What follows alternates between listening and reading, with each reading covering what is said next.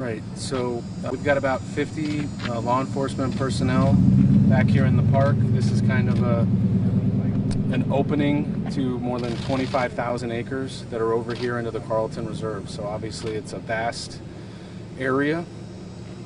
Seems like that's nothing new in this case, but that's what's going on here. We got 5 different local agencies, including the FBI, helping us with it.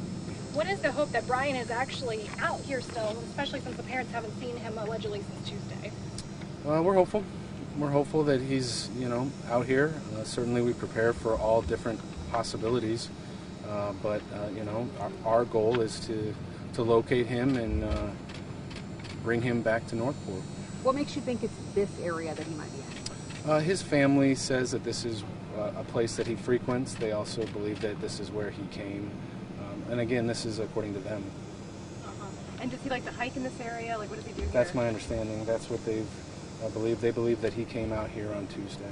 And what exactly did they tell you about what happened on Tuesday? Was it in the evening? Like, he walked out? Did he say anything to his parents? He had his backpack. He said that this is where he was coming. And did he say why? Not that I'm. Why did they wait until Not yesterday? that I know. Why did they wait until yesterday to tell you that this? That's a great question. We've obviously been trying to reach the family and them to get answers in this case since Saturday. The first time that we've had any in-depth full conversation with them was yesterday. Their attorney called and said the family is concerned about Brian's whereabouts. They would like to file a missing persons report. Has the federal agency aided in any way with regards to cell phone tracking? Of course. Does that bring you here along with what the parents say? I do not believe that's what brought us here. I believe that we're acting. Some of that stuff takes time to get all of that. We've been working on that for basically where they've been for the last 3 weeks. So certainly over the last 12 hours, I don't know that we've been able to triangulate that, if you will.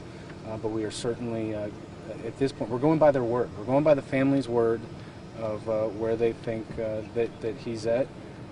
We believe that his vehicle may have been here too. And when the family said yesterday that he had been missing since Tuesday, did they say that he was here yesterday, or is this something they just told you guys today? They said the last time they saw him is when he came here. You mentioned his vehicle. What about the vehicle? Was the vehicle found on site? It was not. It was not. Where was the vehicle found? It was at the Laundrie's home. At their home? Yes. Well, you said that they thought that he was in his vehicle. Right. So, I mean, if it was at their house, why would they think that? I mean, look, we're going by their word. We believe that vehicle did make its way from here back to that house. Do we think his skills could maybe be more of a challenge since he's used to being outdoors and it's so rugged out here? Could he be deeply affected? Yeah, I mean, these are people that were living off the grid in different areas. I don't know how frequently if he would come out here and do, day-long hikes or whatever. I mean, it's you could be out here for months if you wanted. You've got the vehicle tracked here and then you found it back home. Is there any indication that there might be somebody aiding him in his attempts to evade? Well, any indication? Any indication that maybe there'd be somebody else that brought I mean, the I car think, back? we have to go by what they're telling us at this point. Certainly, we are looking at, to corroborate all of the information we've received. And what day did the vehicle leave the house and what day did it return? Was that all on Tuesday? I believe it was Tuesday. I actually, as far as it coming here, I do not know the date that it was returned. And what type of vehicle was it? I believe, we're getting into some things that I think I certainly have not had a conversation about what I can say and what I can't. But we know the answer to that. With the search effort, this is thousands of acres and heavily wooded. What obstacles are you guys facing out here?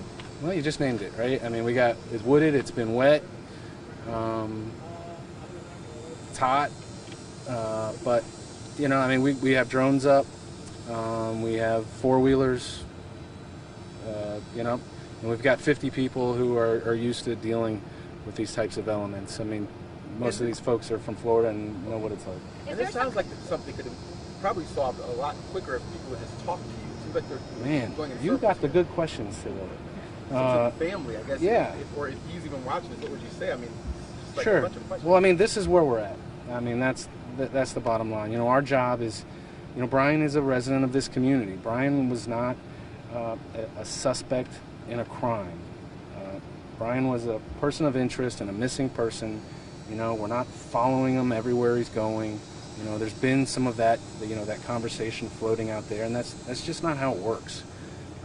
Can you tell us how it works, for those that don't know? No, I can't tell you exactly how it always works, but you know, what I know is that, you know, were we trying to keep an eye out kind of where he's at so that when needed we could, you know, potentially reach him? Yes. But, you know, our focus was putting resources on trying to find Gabby. We knew that, look, Brian wasn't willing to talk. That was abundantly clear. We were attempting, so we were putting our resources on trying to find Gabby.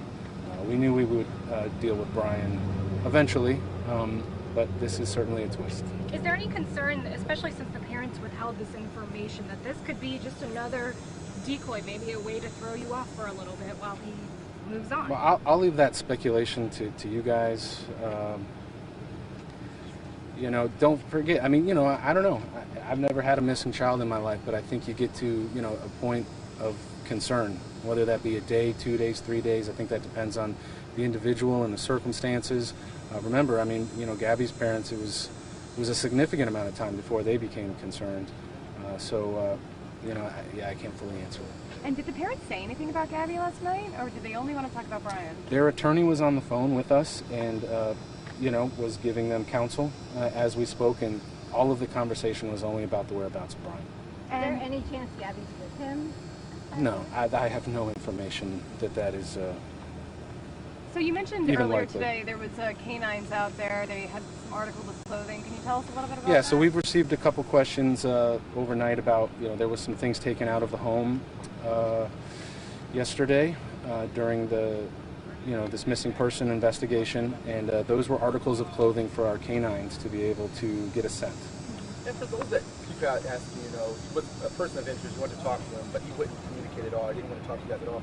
For those thinking, why not just arrest him or bring him in and force him to talk to you? Sir, what that? We don't have a crime. You know, we're looking for somebody. You know, I mean, that's it. I mean, we can't go just pulling people in.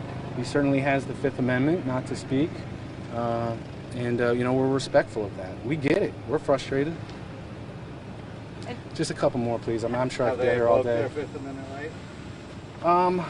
That's a technical question. I think that's accurate. When you go to the door and you say we'd like to, are you willing to speak with us about what's going on? And they say, here's the name and number for our attorney. I mean, I don't know if they actually said that, physical words of that. But Can you tell us the name of the attorney? that's been widely publicized. I don't have any that. chance that the family thinks he's suicidal? I don't know that I'm comfortable saying that. I think we can, you know, anything's possible. Can you speak to some of the tactics? I know there's canine units and different things that are going on. Just what you guys are using to search this Sure. area? So we've got, you know, 5-6 different agencies that are out there. We've got 50 plus folks. We've had drones in the air. We've got bloodhounds, canines, four-wheelers, side-by-sides, certainly out there. It's very wet. Who's leading the search? We are working in conjunction with the FBI to lead this investigation. We saw airboats being used earlier. Is that part of the investigation as well? Actually, I have not heard the word airboat. It's possible. This canal that runs, is that where you saw them right here in this canal? Yeah. So what they did is they started the search kind of in the park area. Certainly most of you are not familiar with this park. It's about 200 acres, and then there's a bridge which crosses over into the Carlton, which is about 25,000 acres. So the initial focus was on the 200 acres here, and then spreading out there. Do you have an estimate of how long it would take to search the entire 2,500? I do not, but you can imagine a long time. What else do you need for this to become a criminal investigation? I think we would need official confirmation of a crime. And would you classify this as a grid search? Yeah, I think that's probably fair. Folks outside of Florida, can you describe the conditions that your teams are in right now and will be in for the next? It's muddy, it's wet.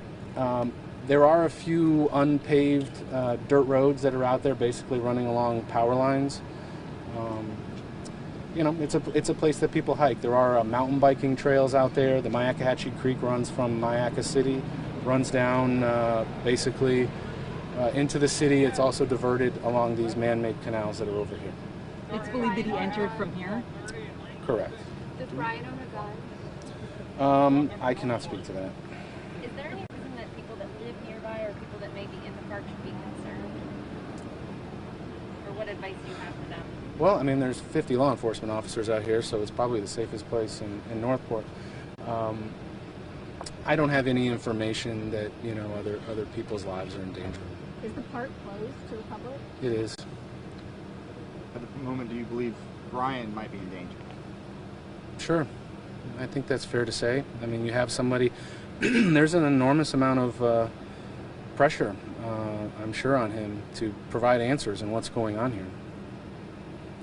What was his emotional state when he left his parents' house? I don't know.